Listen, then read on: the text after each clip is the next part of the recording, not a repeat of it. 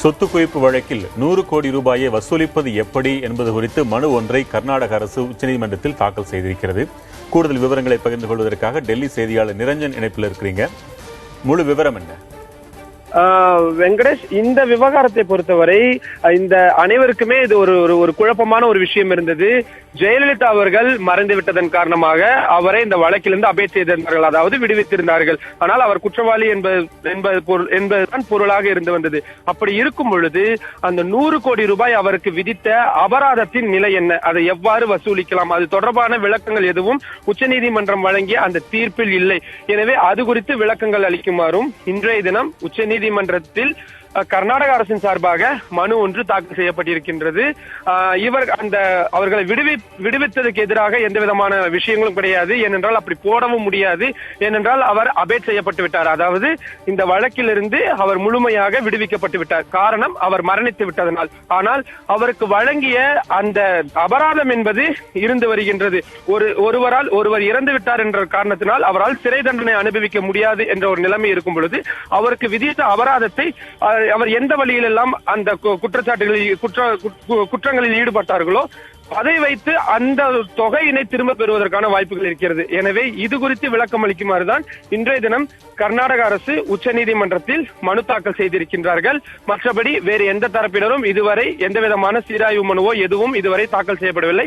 கர்நாடக அரசு மட்டும்தான் இந்த 100 கோடி ரூபாய் இந்த அபராத தொகை குறித்த விளக்கங்களை கேட்டுதான் இன்றைய தினம் உச்சநீதிமன்றத்தில் மனுவானது தாக்கல் செய்யப்பட்டிருக்கிறது. இதுதான் அந்த மனுவின் மிக முக்கியமான சாராம்சமாக இருந்து வருகிறது. வெங்கடேஷ், நீங்கள் சொன்னதை போல ஜெயலலிதா மறைந்து விட்டாலும், அதாவது குற்றவாளி மறைந்து விட்டாலும் குற்றம் மறைந்து விடவில்லை. அவர் சிறை தண்டனை அனுபவிக்க முடியாதே தவிர அவர் பேரில் உள்ள சொத்துகளின் மூலமாக அந்த தொகையை செலுத்த முடியும் என்பது நிலை. இப்ப இந்த பிரச்சனை ஜெயலலிதா தரப்பில் 100 கோடி வசூலிப்பது எப்படி என்பது மட்டும்தானா, அல்லது மற்றவர்களிடம் தலா 10 கோடி ரூபாய் வசூலிக்க வேண்டி இருக்கிறது? அது குறித்த நிலை என்ன? இல்ல, அதுதான் தற்பொழுது இது குறித்த விளக்கங்கள் கிடைத்து விட்டாலே எந்தெந்த வகைகளில் அவர்களிடமிருந்து இந்த வசூலை இந்த கொடுக்கப்பட்ட இந்த அபராத தொகையினை வசூல் செய்யலாம் என்பதுதான் தற்பொழுது கேள்வியாக இருந்து வருகின்றது. தற்பொழுது மற்ற மூவரும் சசிகலா, இளவரசி, சுதாகரன் ஆகியோர் தற்பொழுது சிறை தண்டனை அனுபவித்து வருகிறார்கள். எனவே அவர்கள் இந்த அபராத தொகையை கொடுத்தாக வேண்டிய ஒரு கட்டாயம் இருக்கிறது. அப்படி அவர்களிடம் எந்தெந்த முறைகள் எல்லாம் வசூலிக்கலாம் என்பது தொடர்பாகவும் உச்சநீதிமன்றம் விளக்கம் அளிக்கும்.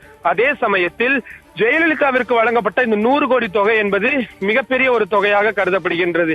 எனவே அதனை யார் கொடுக்க வேண்டும், எப்படி கொடுக்க வேண்டும் உள்ளிட்ட விவகாரங்கள் தான் தற்பொழுது கேட்கப்பட்டிருக்கிறது.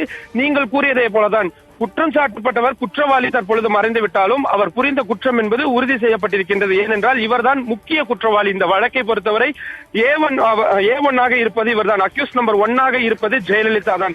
ஜெயலலிதா மறைந்து விட்டதன் காரணமாக அவரால் சிறை தண்டனை அனுபவிக்க முடியாது. எனவே அவர் இந்த வழக்கிலிருந்து அபேட் செய்யப்பட்டார், அதாவது விடுவிக்கப்பட்டார். ஆனாலும் கூட அவர் குற்றம் சாட்டது என்பது உறுதியாகி இருக்கின்றது.